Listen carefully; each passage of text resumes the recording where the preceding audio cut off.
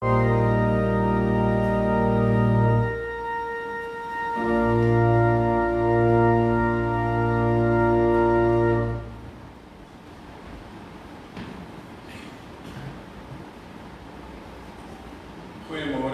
weer eens allemaal wat volgende hier is. Welkom dan ook vandag hier. En dit is vir ons heerlik om allemaal hier te sien. En ek is nou so na 2 weke weer terug hier saam met julle. En dit is ook vir my baie lekker om dan vandag hier te wees. Ons het ook so 'n paar nuwe lidmate volgende hier, maar ek sal net nou hulle groet. En kom ons staan net vir 'n oomblik dan stil so by ons gebedsmoment. En ek sal onthou so 2 weke gelede dink ek, het ek vir Gabriel gebel wat volgende hier is. En hy was daar by sy ouers in,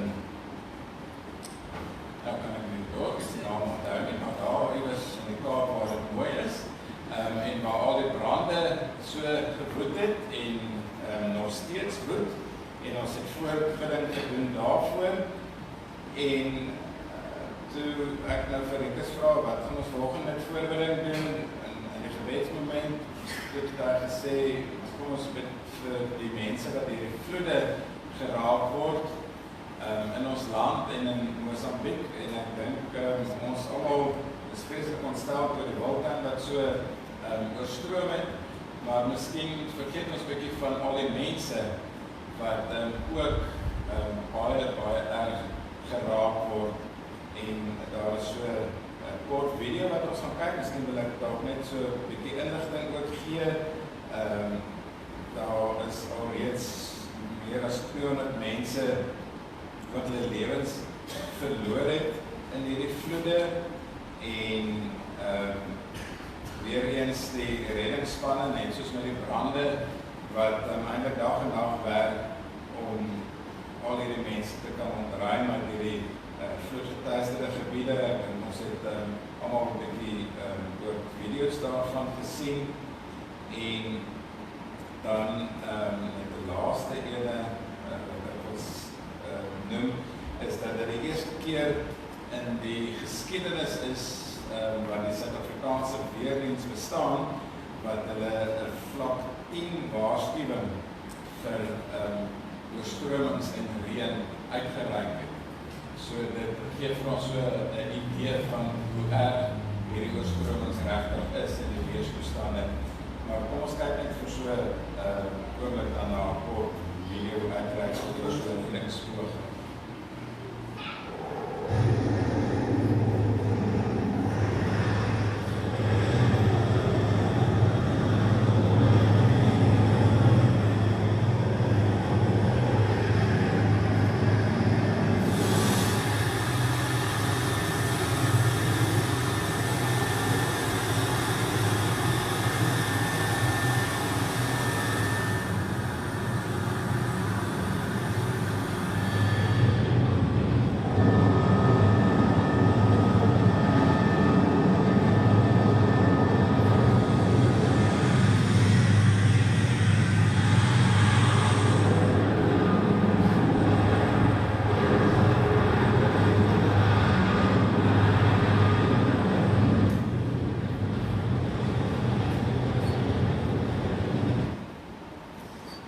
Terwyl ek hier nou kyk, gaan nou eintlik so 'n koue verwilling deur my, want ek dink ons besef nie regtig wat dit behels en wat dit beteken om in so 'n situasie te kan wees nie. Rikus se broer is 'n helikoptervlieënier wat ook by sulke reddingsoperasies al betrokke was, en Rikus het ook nog 'n bietjie vertel van wat dit alles behels. So kom ons raak vir 'n oomblik stil en ons dink aan die mense wat daardeur geraak word, die wat aan die ontvangkant van hierdie trauma is, wat dit moet meemaak, maar ook die mense wat by hierdie reddingsoperasies betrokke is.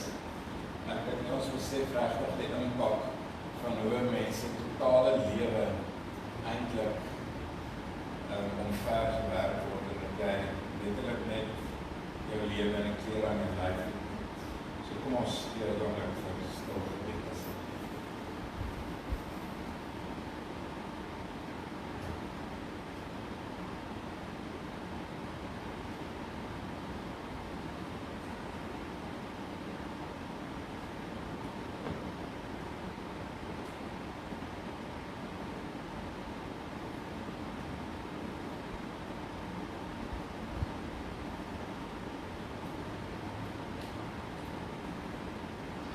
Here, soms staan ons werklik maar net klein oor dit of voor dit wat in die lewe gebeur. Soms moet ons net erken ons verstaan glad nie hoekom sekere dinge gebeur nie. 2 weke gelede het ons gebid vir mense wat deur erge brande geraak word. Ons het vir daardie brandbestryders gebid. Die afgelope 2 weke het ons egter ook gehoor van hierdie oorweldigende oorstromings en hoe mense se lewens ontwrig word. Vanoggend het ons so vir 'n paar sekondes 'n kykie daarin gekry, maar ons moet ook erken dat ons geensins die werklikheid en die omvang daarvan kan besef deur maar net daarna te kyk nie. Here, dan hoor ons ook van dorpe in die Oos-Kaap wat letterlik vir dae water oor het. En ons sien oral in die media van gebedsgeleenthede vir reën waar dit uiters droog is. En hier sit ons vanoggend in 'n heerlik ligverkoelde kerkgebou en ons geniet daar die sonnige weer en ons voel dalk ver verwyder van al hierdie dramas en al hierdie trauma wat in mense se lewens gebeur. Dalk voel ons nie vanoggend werklik geraak daardeur nie. Maar ek wil dan bid, Here, dat U vir ons ook 'n sagte hart sal gee en dat U vir ons begrip sal gee dat ons ook vir mense wat op hierdie stadium ontwrigting in hulle lewe beleef het, sy dit deur brande, deur oorstromings, deur droogte, deur wat ook al is, dat dit ons sal raak. Want ons lees in die woord, Here, dat as een lid van die liggaam ly, dan ly al die lede. Dit is ook die bedoeling, Here, dat ons as Christene ook sal intree vir mense wat swaar kry. En ons raak al hoe meer bewus van mense wat intens swaar kry. Ons bid ook vanoggend as gemeente vir die hulpspanne, die mense wat dikwels hulle lewens waag om ander te kan red. Ons bid vir hulle wat uitgeput is, vir hulle wat dalk voel hulle kan nie meer nie. Om gee vir hulle nuwe krag. Ons het nou 'n lied gesing wat sê dat U die lig vir die wêreld is. Baie mense het die wêreld donker geword en sien hulle nie lig. Hulle mag hulle nie sien. Mag hulle deur al hierdie trauma nog steeds U raak sien. Of dalk vir die eerste keer U raak sien en weet dat U die lig is.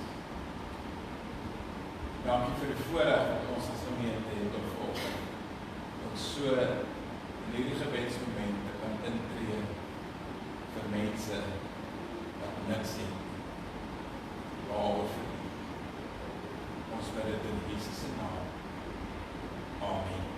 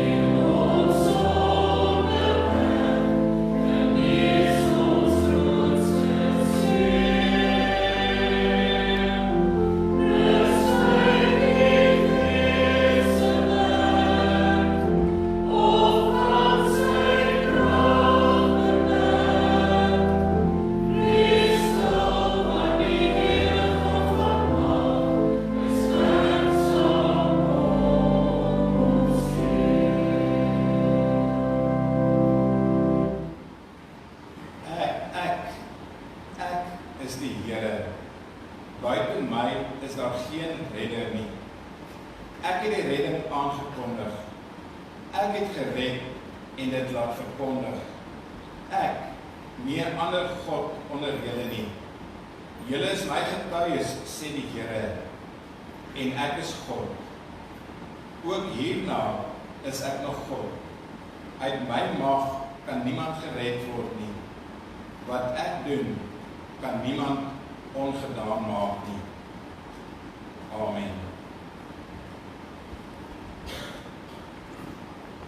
Liewe gemeente, genade en vrede vir julle van God die Vader, wat op die eerste dag gesê het, laat daar lig wees, en genade en vrede vir julle van Jesus Christus, wat as lig na die wêreld gekom het, en genade en vrede vir julle van die Heilige Gees, wat ons lewens elke dag deur sy krag verlig. Kom ons antwoord dan ook staande op hierdie groet van die Here, en uit sy verklaring dat hy alleen God is, en ons loof hom dan met ons loflied.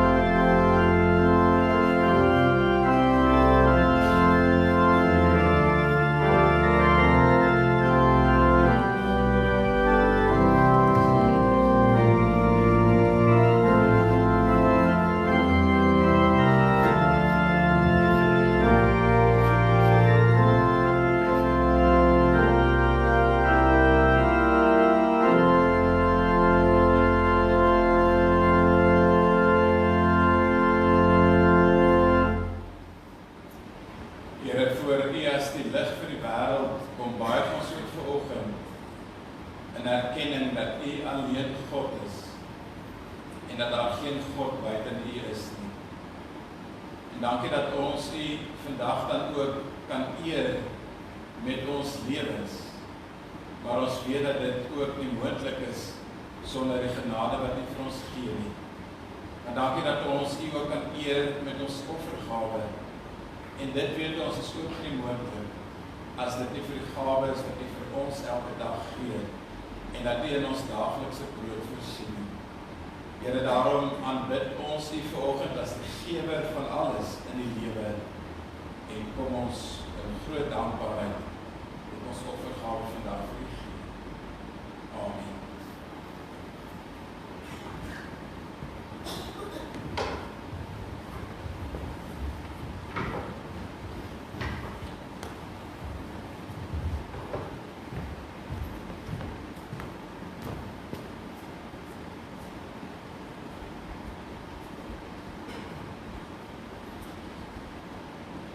Gemeente,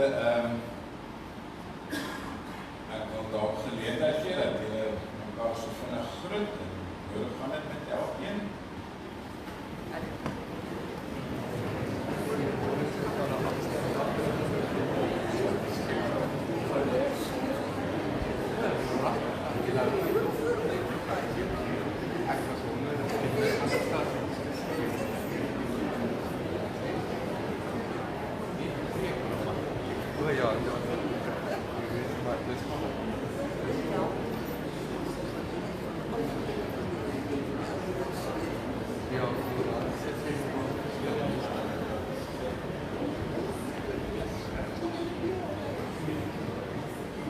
Dan het ons 'n hele klomp nuwe lidmate. Ek sien ook ons besoekers daar op Arnbad is vanoggend weer saam met ons hier baie welkom aan julle. Maar ons het 'n hele klompie nuwe lidmate wat verlede Sondag al hier was en wat vandag is iemand vir die eerste keer ook hier. Ek het nou hulle name gekry, maar anders se name het ek nou nie gekry nie. Ek weet julle was ek verlede week hier gewees. Wie praat die hardste?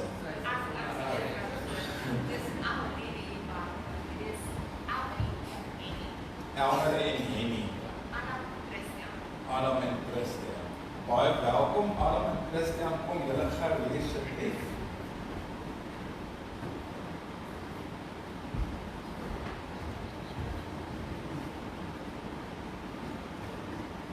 Hier is vir julle elkeen 'n inkopiesak. Hierdie gee julle vir julle ouers om te sê, daar kom al ons verjaarsdagpresente en Kerspresente en ons elke dag soet is, al die lekkers en sjokolade en bederfies kom daarin. En hierdie is dat hulle julle kos het. Baie welkom. En dan het ek daar agter iemand gesien wat verlede week op jy was, daar agter sit sy. Ek ken nie jou naam nie, wil jy dalk gaan jou sagte aan asseblief. En terwyl sy vorentoe kom, is hier Ansie Geerdink. So sy mag nie vir haar tannie sê nie, want sy nog nie al haar ouderdom sê nie, maar kom haal asseblief op 'n sak. En dan so net 2 rye voor haar sit Gerard en Elise Manan wat in Sarah's Park bly. So julle kan ook vir hulle 'n sak omhaal. Ansie, baie welkom hier in die gemeente en nagtig ook vir julle werk in die geestelike tuis te wees. Baie welkom ook hier by ons. So vir julle 2, julle ook sak te sien. En julle ook hier. Teresa. Nog kennis Teresa. Skus ek het nou nie eers nou sê nie. Rihanna en Melissa. My man. Goed, baie welkom hier. Dan gaan vir jou nog een kry hoor. Baie welkom. Is dit dalk nog ander persone wat ek nou nie raak gesien? So ons wonderlik om so op een Sondag sommer 'n hele klomp nuwe mense welkom te sê. Dan het ander families, die program vir die week gaan soos voort soos op die kalender ook, eredienste by Walters aftree oor Dinsdagoggend 9:30, nie eredienste nie, net een. En dan het ons senior bediening vergadering 11:00 en 7:00 die aand vir jeugbediening. Dan Woensdag is die Bybelstudies, 9:00 en 11:15 en dan 10:00 as omgee en donderdag aand 6:00 finansiële bediening. Jong werkendes, donderdag en woensdag 6:00. En jong werkendes kom Woensdag 6:00 by mekaar vir 'n braai. Rieke sit net sy inligting op die anders maak aan die skyfels van nie, maar daar sien hulle dit. Al die jong werkendes,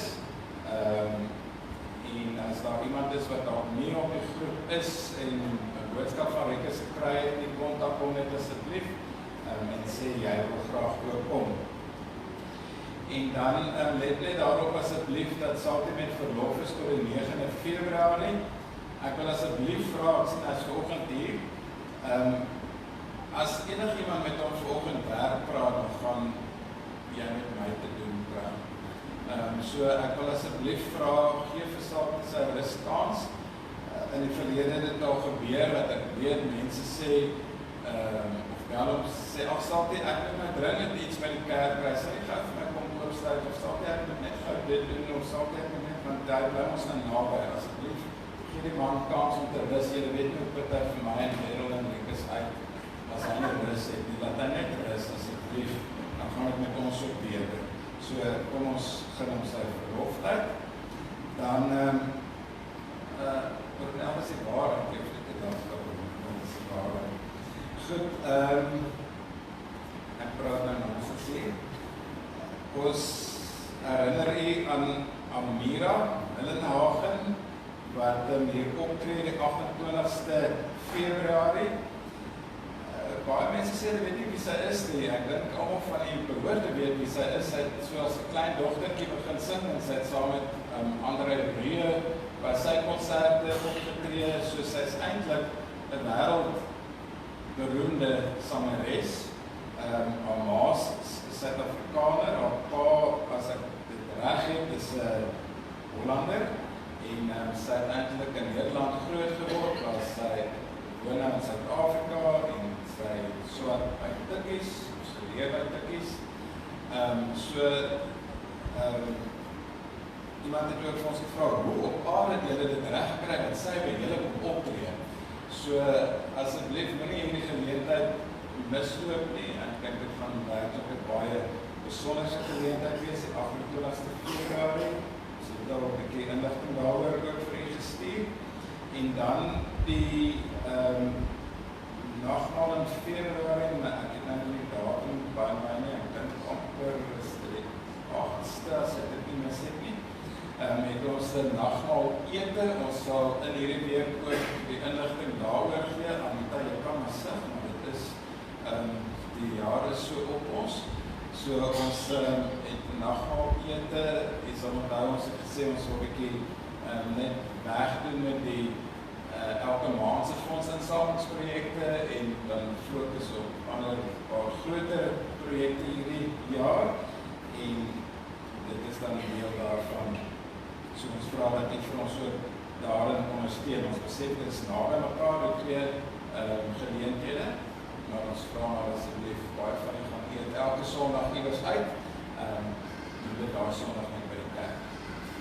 En u gaan 'n winskoop kry, dit kan ek beloof. Dan het die laaste oor vanaand is kontemplatiewe diens sessie hier in die kapel, vir die wat wonder wat dit beteken. Dit is net die stildiens waar ons skriflesings luister, musiek en oordenking, so heeltemal 'n ander tipe diens as hier op Sondagoggend. Dan wil ons graag ook ons meegevoel betuig met Marga Cornier. Ek sien Marga is vanoggend hier, sy het ook nou baie lank herstel nadat sy voetoperasies ondergaan het. Maar Marga sy suster is Vrydag oorlede. Nadat sy baie onlangs met kanker gediagnoseer is. So maar baie sterk vir jou. Haar suster woon ook in Nederland. So ek besef dit is ook heel moeilik, dit is verder. Maar baie sterk vir jou en die rest van jou familie. Maar ek wil vir julle regtig baie troos doen.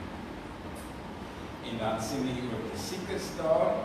En ons wil net graag Annette Potgieter se naam byvoeg. Sy is in Rogers Hospitaal. En dan ook Minnie Haasbroek herstel na operasie wat sy gehad het. En dan het ons ook vir Beda wat weer kankerbehandeling ondergaan het. Baie sterkte ook vir julle. Mag julle ook vir julle besondere genade en krag gee. En ook al die ander name wat daar is. Goed, daar is die vandag vir jaarstaan. En ek bring my dan by die einde van die families.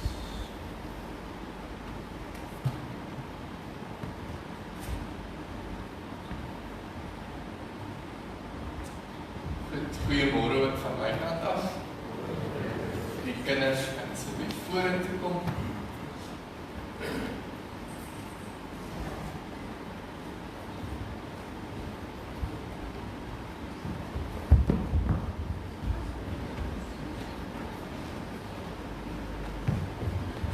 Kan ons begin deur net te hoor, is daar enige verjaarsdag? Kom ek vind iets uit die verjaar, want ek dink nie julle albei verjaar die week nie meer. Verjaar die week. Ja, goed. Wie die gemeente verjaar in die week wat kom? Kijk, daar het ons een verjaarsdag. Is enige iemand hier rechts, in die middel. Enige huweliksherdenkings. Kijk, so ons het, is daar huweliksherdenkings. Wie? Die week wat voorbij is, hoe lang is julle nou getrouwd aan die Ria? 47 jaar, julle kan die chocolade by 50 krijg. So, julle twee kan my help, sal oom met ons hand opsteek en dan oom Dani, Tannie Ria, kyk daar so, oom moet ophou en dan julle moet ook ophou asseblief. Kyk net daar rechts van jou boetie. Loa, julle skaam om julle hand op te steek.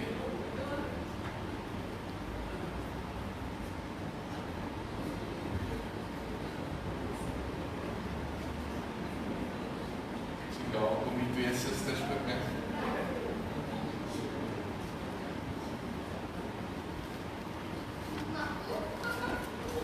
Ja, dat val jy chocolade, maar so cancel om nou terugkijk.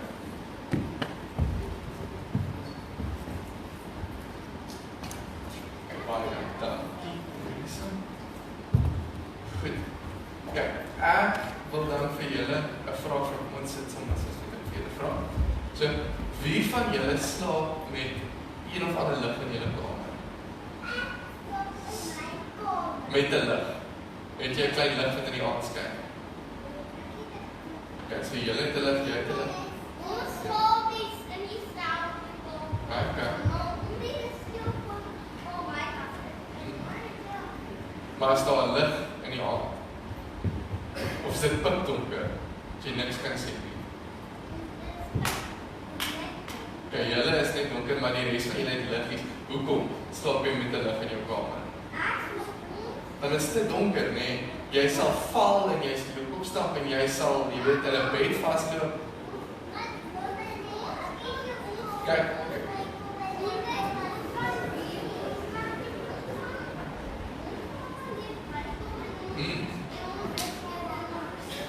Okay.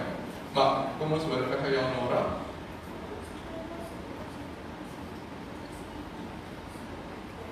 Ja.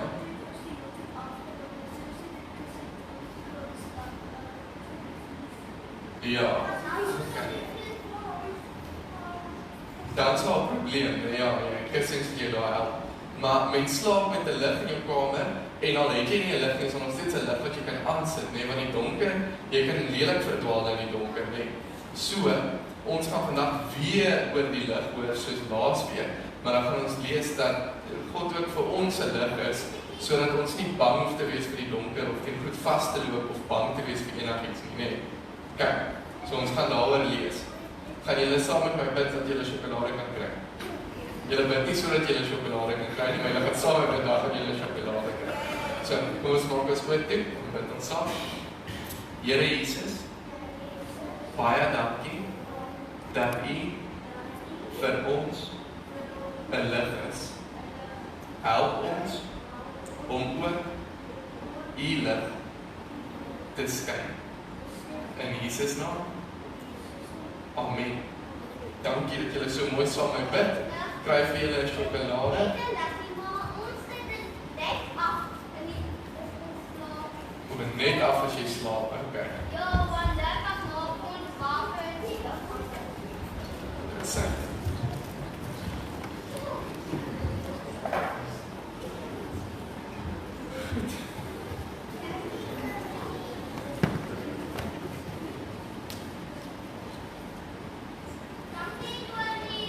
Dit is 'n groot plesier.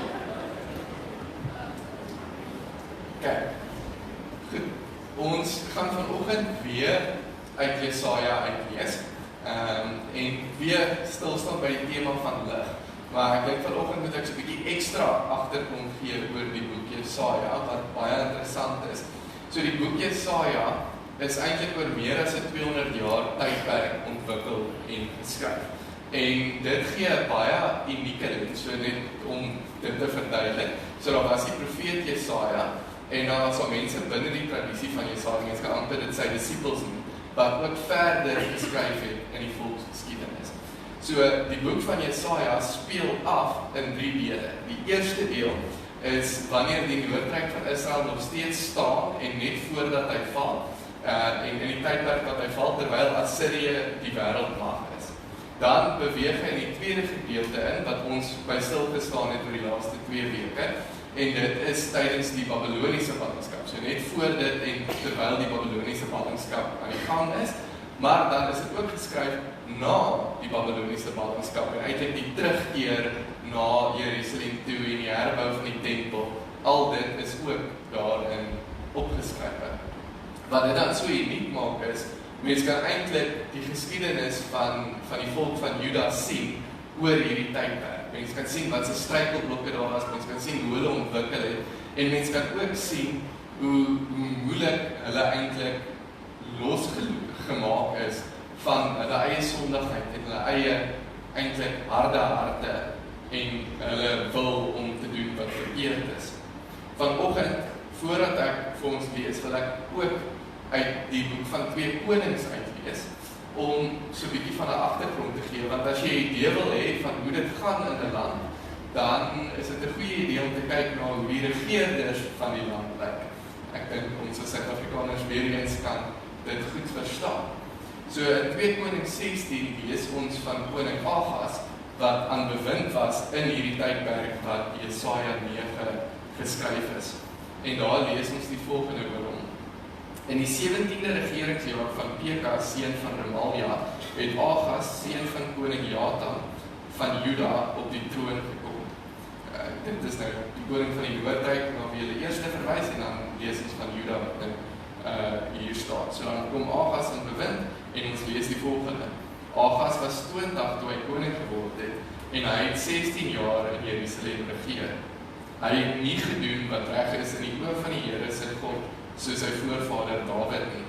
Hy het die pad geloop van die konings van Israel. Hy het self sy seun verbrand volgens die afskuwelike gebruike van die heidene nasies wat deur die Here voor die Israeliete uit verdryf is. Hy het diereoffers en wierookoffers gebring op die hoogtes en op die rande en onder elke groen boom.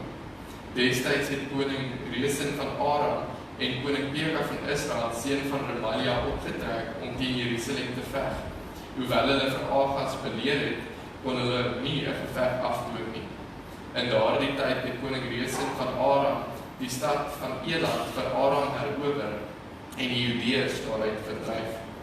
Arameërs het in die Elat ingetrek en woon tot vandag toe daar. Toe stuur Agas 'n boodskap na koning Tiglat-Pileser van Assirië. Ek is die onderdaan en die seun. ruk op en bevry my uit die mag van die koning van Aram en van die koning van Israel. Hulle val my aan. Ahas het die silwer en die goud wat in die huis van die Here en in die skatkamers van die paleis was gevat en as geskenk aan die koning van Assirië gestuur. Ons lees dit tot sover. Nou dink ek, daardie agtergrond skets vir jou 'n baie mooi beeld van die tipe man en die tipe heerser wat Ahas was. Iemand wat eintlik net sy eie belange wou bevorder. Iemand wat eintlik uit 'n plek van vrees uit begin optree het om sy eie koninkryk in stand te hou. Voordat ons dan Jesaja 9 lees, is daar net een stukkie wat agtergrond wat ek nog wil gee. En dit is net dat in daardie tyd, as ons lees van Israel, verwys dit na die Noorderryk. En daardie Noorderryk het in 721 voor Christus geval toe Assirië dit binnegeval het en oorrompel het. Maar Juda, waar Jerusalem is, het nog steeds in daardie tyd gestaan. Dis hulle wat dan later in 522 voor Christus in ballingskap weggevoer is. So, daar's eintlik spanning tussen Israel en Juda in hierdie tydperk. En Israel wou self Juda binnegeval het. En Juda is besig om 'n krimpende land te word, wat hulle landgebied verloor. So dit is ook dan te verstaan dat hierdie koning enigiets probeer om sy mag in stand te hou. Voordat ons dan uit Jesaja 9 uit lees, kom ons bid saam. Hemelse Vader, ons kom vanoggend en ons kyk hierdie geskiedenis van u volk en ons sien, as ons eerlik is, soveel van onsself in die volksgeskiedenis. Ons sien dat die mens maar nog altyd dieselfde is. Dat die mens maar nog altyd sy eie wil en sy eie koninkryk soek. Maar vanoggend word ons stil voor u en ons vra, my Here, laat u hoop deurbreek in ons lewens. Help ons om u hoop en u stem raak te sien, sodat u lig ons ook mag lei. Dit bid ons in u naam alleen. Amen. Ons lees dan nou uit Jesaja 9. Die volk wat in donkerte geleef het, het 'n groot lig gesien. Oor die wat in die donker land was, het 'n lig geskyn. U het die wat nie meer 'n nasie was nie, baie gemaak. Hulle blydskap groot gemaak. Hulle het hulle in u teenwoordigheid verbly, soos mense bly is in die woestyn. Soos hulle juig wanneer hulle die byt verdeel. Soos die dag toe Midian verslaan is, het u die juk verbreek wat op die volk gedruk het. Die stok waarmee hulle geslaan is, waarmee hulle gedryf is. Elke soldateskoen wat in die oorlog gebruik is, en elke uniform wat met bloed bevlek is, sal verbrand word, deur die vuur verteer word. Vir ons is 'n seun gebore, aan ons is 'n seun gegee. Hy sal heers en hy sal genoem word Wonderbare Raadsman, Magtige God, Ewige Vader, Vredevors. Sy heerskappy sal uitbrei en hy sal vir altyd vrede en voorspoed bring. Hy sal op die troon van Dawid sit en oor sy koninkryk regeer. Hy sal die koninkryk vestig en in stand hou deur reg en geregtigheid, van nou af en vir altyd. Daarvoor sal die onverdeelde trou van die Here, die Almagtige, soek. Ons lees tot sover. Dit was vir my so lekker om hierdie gedeelte te lees, want ons is hier in die Ou Testament besig om te lees, eintlik hier 700 voor Christus, en tog vind ons hierdie eksplisiete verwysing na die Messias, na Immanuel, na God wat tussen die mens kom leef. En dit sou baie vreemd eintlik gewees het in hierdie tyd om so iets te hoor, want die Jode, van die eerste tempels Jode, was verskriklik monoteïsties. Daar was geen ruimte vir hierdie tipe taal nie. Vir iemand om God self genoem te word, 'n mens, wonderbare Raadsman, Vredevors. Maar dit wil ek vir 'n oomblik laat staan en laat julle hoor hoe wonderlik dit is. Maar wanneer ons dan hierdie lees, is dit in hierdie selfde konteks wat koning Ahas regeer. Waar koning Ahas besig is om eintlik raad te gaan soek en hulp te gaan soek op al die verkeerde plekke.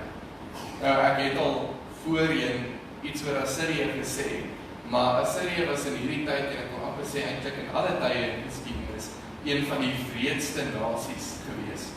Hulle het jou nie net oorwin nie, Hulle het seker gemaak, almal het gesien, hulle het jou oorwin, deur selfs mense, so heersers, vir sy velle lewendig af te sny en dit voor die stadspoorte te gaan gooi, en daar te sê, maar kyk hier, dis wat gebeur as jy teen Assirië in opstand. So noodloos om te sê, was Agas baie versigtig vir Assirië. Ons weet nie of die Noorderryk tot in die tyd geval het nie, maar hulle was baie naby daaraan. En vir die volk van Juda sal dit waarskynlik baie dramaties gewees het om te sien wat met hulle volksgenote eintlik gebeur het en wat moontlik met hulle ook kan gebeur. Maar in hierdie tyd sê die profeet Jesaja vir die koning, vertrou op die Here. Draai terug na hom toe, los hierdie snaakse dinge waarmee jy besig is, los jou ongeregtigheid, los jou sondigheid, los die verdrukking van mense. En die koning hoor al hierdie dinge en hy dink, maar Assirië is groot en sterk. Kom, ek skryf eerder soos wat ons in 2 Konings lees, ek is die seun en die onderdaan. En kom, ek gee sommer vir hom van die tempel se goud, net sodat hy niks aan my moet doen. En die werklikheid was, toe het Assirië vir 'n tyd die volk kom beskerm. Maar, hoewel die volk veilig was hulle eintlik teologies uitgehol. Hulle het totaal en al hulle identiteit as kinders van God verloor, as die uitverkore volk van God, wat in sy lig behoort te lewe. En daarom lees ons hierdie verwysing in Jesaja 9 wat sê, die volk wat in die duisternis leef, die volk wat in die donker leef. Want terwyl hulle veilig is van oorlog, was hulle in die binneste besig om weg te vrot as nasie. Was hulle besig om alles wat van hulle verwag word deur God prys te gee. Was hulle besig om ander gode te aanbid. Lees ons dat die koning sy eie seun verbrand het volgens die praktyke van hierdie heidene nasies. En so het dit deurgesyfer na die hele volk. En ook omdat hy meer en meer geld vir Assirië moes gee, het hy die volk swaar belas. So finansiëel het dit ook nie goed gegaan nie, was daar verskriklike dinge. En soos in ons samelewing, soos wat ons ook nou met die vloedrampe sien, was dit die mense wat eintlik onder in die samelewing was, wat hierdie die swaarste gevoel het.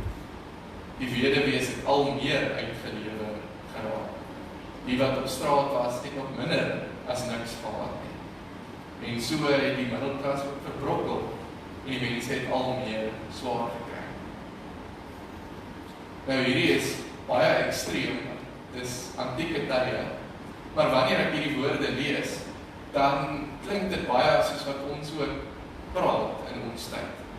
Klink dit baie soos die hooploosheid waarin ons ook baie leef, of ten minste die hooploosheid wat in ons gesprekke leef. Gesprekke oor, maar wat gaan nou met die wêreld gebeur?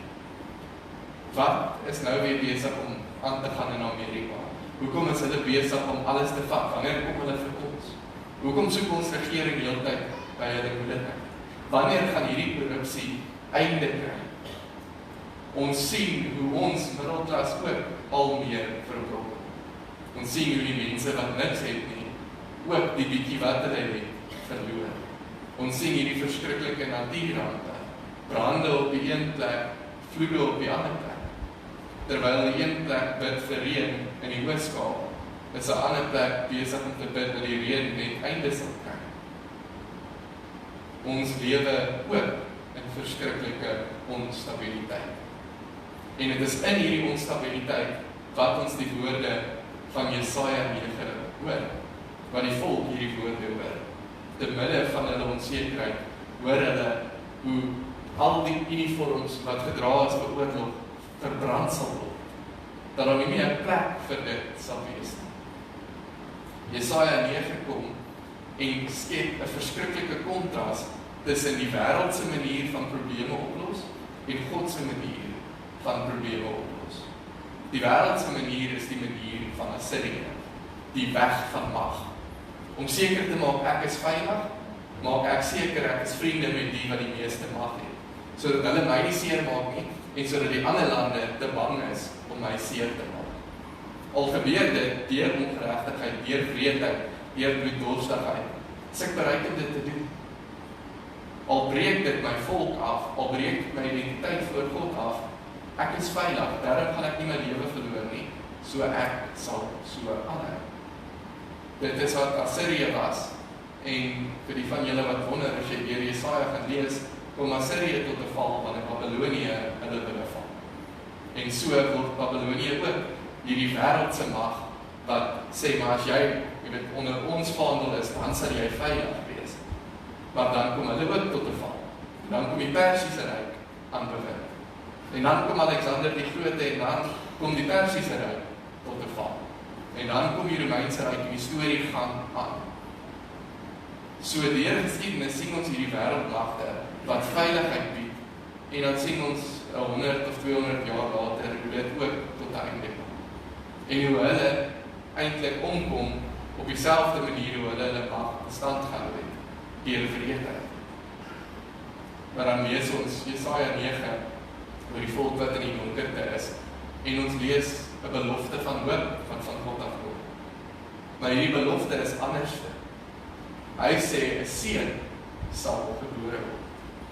'n klein fyn babietjie wat geen mag het nie, wat niks kan doen nie, wat nie kan opstaan teen konings nie, wat nodig het dat sy doeke gehou word, wat nodig het om self gewas te word, wat nodig het om deur sy moeder gevoer te word.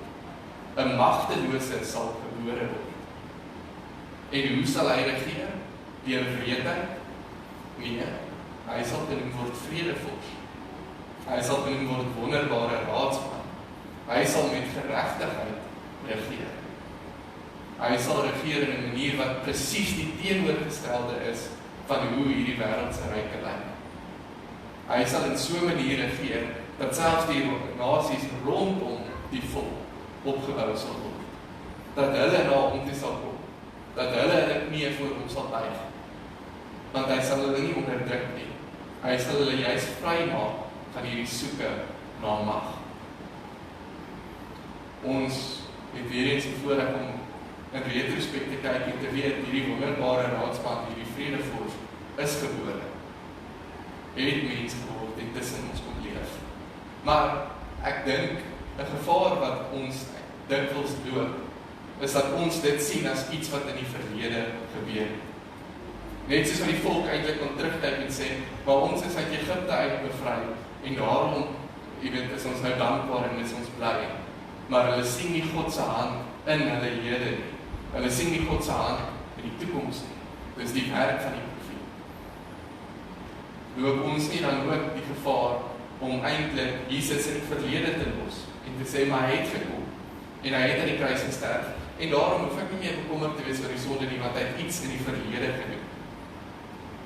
Vergeet ons nie miskien baie maklik dat in die eerste plek hy vandag nog regeer nie. Dat hy in die eerste plek ons vandag nog uit die donkerte uitroep en sê, maar lewe anderste as hierdie wêreld. Moenie soos Assirië of Agas maak en probeer om jouself met magtiges te bevriend, sodat jy veilig kan voel. Moenie probeer om vriende te maak met die belangrikste mense rondom jou in jou werksplek nie. Want daarin lê nie jou veiligheid nie. Jou veiligheid lê daarin dat jy volgens my wil lewe. Dat jy lief is vir ander, selfs al haat hulle jou ook. Maar nog meer so, wil ek ons moet onsself regtig hier in die skoene van die volk Juda plaas en die woorde van hoop vir 'n toekoms vandag hoor. Hier in ons wonderlike Suid-Afrika, met al ons probleme, al ons onsekerhede, hier in jou familie waar daar dikwels konflik is, in jou familie waar jy nie weet wat om met jou kinders of jou kleinkinders te doen nie, of as jy kinders is wat om met jou ouers te doen nie. In hierdie moeilike omstandighede waar ons vandag is, waar die wêreld besig is om te oorstroom en te verbrand op verskillende plekke, moet ons ook die woorde van Jesaja 9 hoor. Moet ons ook 'n God hoor wat sê, ek roep jou uit die donkerte uit. Ek roep jou om vir jou te sê, 'n kind is vir jou gebore. Maar hierdie kind sal ook deurkom. Sy werk is nie klaar nie. Solank as daar seer en onsekerheid en woede en wreedheid in die wêreld is, sy werk nog nie voltooi nie.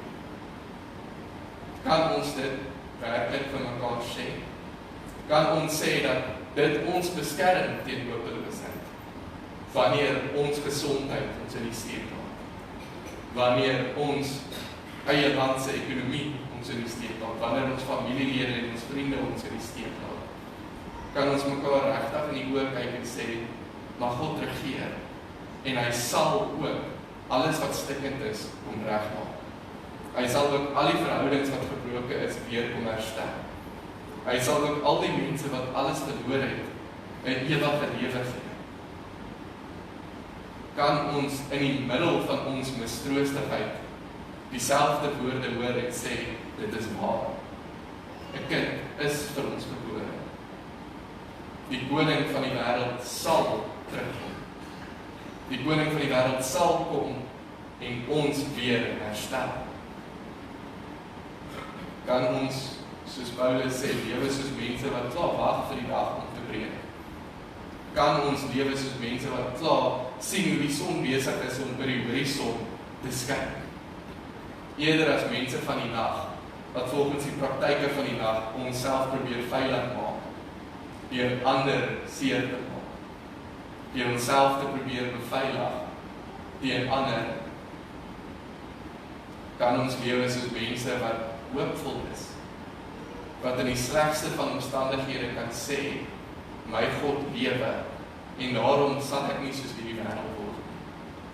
Daarom sal ek nie hopeloos wees nie. Daarom sal ek nie mistroostig wees nie. Daarom sal ek nie mense haat wat my haat nie, want my God lewe.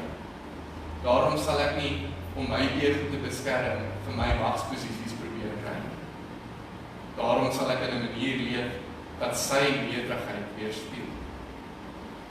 Waar ek nie ander mense na hom toe lei deur hulle te gryp en te sê, maar jy moet glo of anders nie. Maar eerder vir hulle te wys, maar God is lief vir jou en daarom is ek lief vir jou. Mag ons op so 'n manier leef dat ons liefde alleen mag getuig sonder woorde dat God leef. Mag ander mense in ons lig sien sonder woorde. Mag ons nie net sê die Here leef nie, maar mag ons lewe daarvan getuig. Dat ons, wanneer almal besig is om te sê daar's nie meer hoop vir die wêreld nie, sê nie maar die hoop vir die wêreld leef. En daarom sal ek elke dag opstaan. Maak nie saak hoe moeilik dit is nie. En ek sal lief wees vir die mense rondom my. Ek sal nog steeds omgee. Al het ek baie min om te gee, sal ek die bietjie hê wat ek gee, as daar nood oor my pad kom. Daarom sal ek elke mens sien as 'n kind wat God gemaak het, en hulle ook so hanteer. Sal ek nie haastig wees om 'n gesprek klaar te maak nie, maar sal ek regtig vra, hoe gaan dit met jou? En as hulle die eerste keer geantwoord het, nee goed, dankie, dan weer vra, maar hoe gaan dit met jou? Sodat hulle uit daai kan uitkom weer regtig sê. Dat ek nie sal luister om 'n antwoord te gee nie, maar luister om te hoor wat gaan in mense se harte aan. Want dit is wat Christus kom doen het. Dit is hoekom hy die wonderbare raadsman is. Dit is hoekom hy 'n vredevors is. En ek wil afsluit deur stil te staan by die woord vrede. En ons het al baie oor vrede gepraat, maar hierdie vrede is nie 'n toestand waarin niks verkeerd is in die wêreld nie. Dis 'n toestand van heelheid binne ons, wat sê, maak nie saak wat gebeur nie, maak nie saak wat rondom my aangaan nie. Ek is rustig en ek is veilig. Anders as die disippels in die bootjie, wanneer die storm kom, moet ons eintlik soos Jesus agter op die boot kan slaap en sê, maar God is in beheer. En daarom kan ek rus, ongeag hoe die wêreld rondom my lyk. Ongeag hoe sleg my omstandighede is, my land se omstandighede. En dis moeilik, want ons almal weet hoe verskriklik sleg dit voel, wanneer daar een of ander iets boor ons dryf. Wanneer ek onseker is oor my gesondheid of die gesondheid van my geliefde. Ons weet hoe dit voel. Ons weet hoe dit voel om slegte nuus te ontvang. Ons weet hoe maklik my instink in ons opsteek om te sê, ek kan nie meer aangaan nie. Ek wil nie meer aangaan nie, wat maak ek nou? Dis mense, dit is in ons ingebore. Maar dis juis in hierdie omstandighede wat God kom sê, ek is by jou. En juis vir omstandighede soos hierdie, wat jy nie weet wat ek kan doen, het my seun vir jou na die wêreld te kom. Om te sê, ek is groter as jou omstandighede. Ek is groter oor die dinge waarvoor jy bang is. Maak nie saak wat met jou, of jou geliefdes, of jou land gebeur nie. Ek is in beheer, en ek sal die laaste sê. En so seker soos wat al hierdie volke wat op wêreldse magstaat gemaak het, tot 'n val gekom het, so sal ons hedendaagse koninkryke ook nog tot 'n val kom. Maar die koninkryk van God, dit sal vir ewig bly staan. En daarom moet ons onsself die vraag ten einde vra, in watter koninkryk wil ek lewe? Die koninkryk van die wêreld, wat op geleende tyd is, waar ek net mense seermaak met alles wat ek doen, wat ek maak op my eie mag staan, of die koninkryk van God, wat vir my ewige lewe beloof, 'n lewe wat verby hierdie ene strek, maar 'n lewe wat nou al reeds hier is, wat nou al reeds die Heerskappy vir my sê, wees lief vir mekaar, gee om vir mekaar, moenie ander uitbuit nie, moenie leuns vertel nie. Jy het die vryheid om net mens te wees. Want as ek moet kies ek enige dag van die week daardie koninkryk. Maar dit moet ons onsself gereeld herinner, dat ons in hierdie wêreld is, maar nie deel van hierdie wêreld nie. Ons word vir 'n oomblik stil. Dra ook jou seer en jou onsekerheid en jou vrees aan die Here op. En vra vir hom om sy lig ook daar te laat skyn, sodat jy nie net hoop kan hê nie, maar deur sy krag ook 'n bron van hoop kan wees in hierdie wêreld. Dis wat ons sê.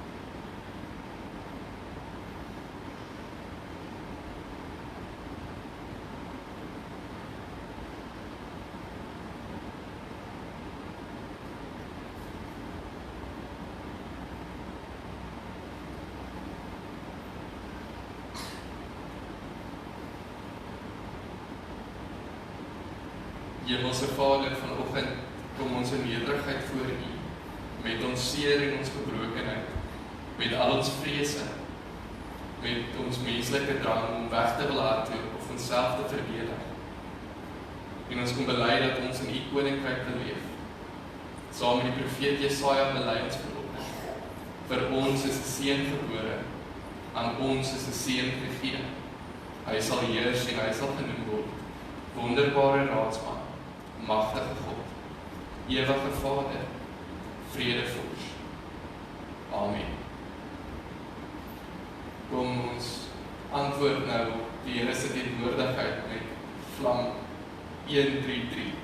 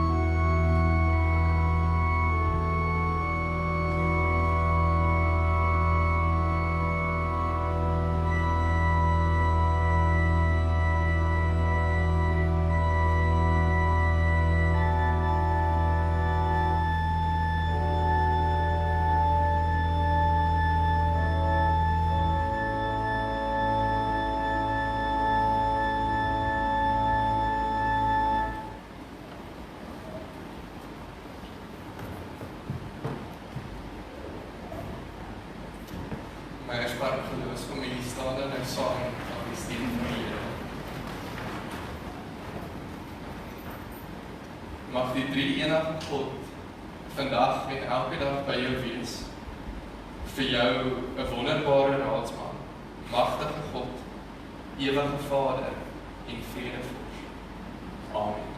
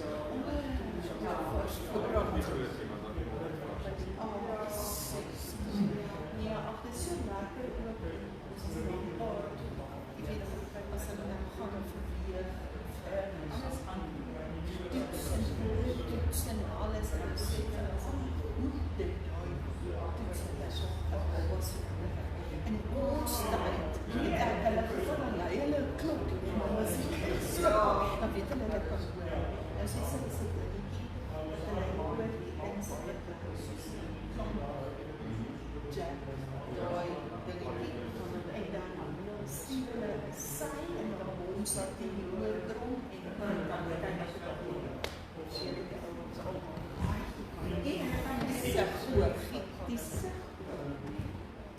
goeie fantastisch. Dan kan 'n brilletje gee. Waar was dit so brilletje? Ja, kijk, dus hier moet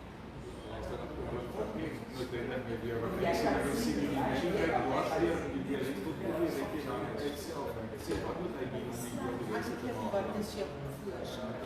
wat wonderlijk is, want ik heb Allah zeker die ene scherp en die andere is gewoon.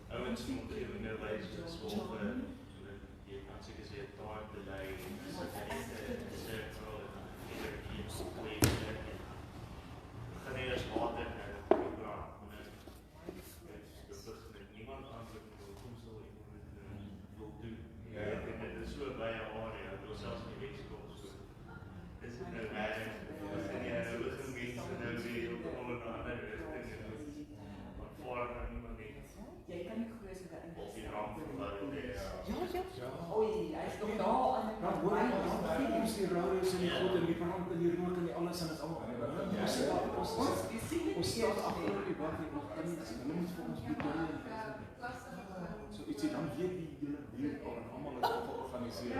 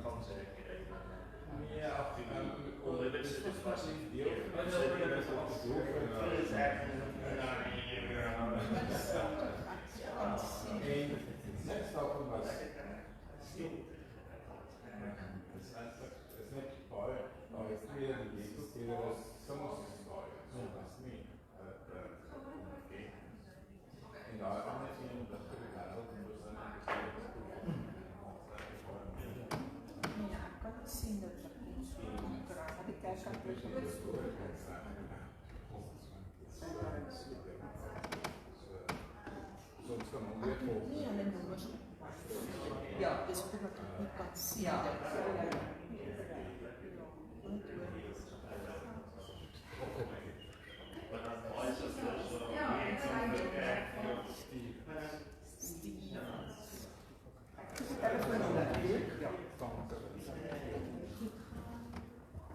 Baba, Robert, super. Dit is maar jij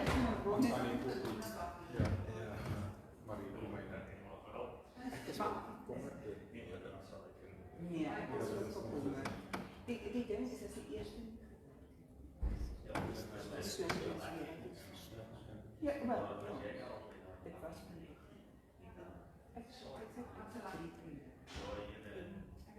Ze zegt hem op. Ze is afgesloten.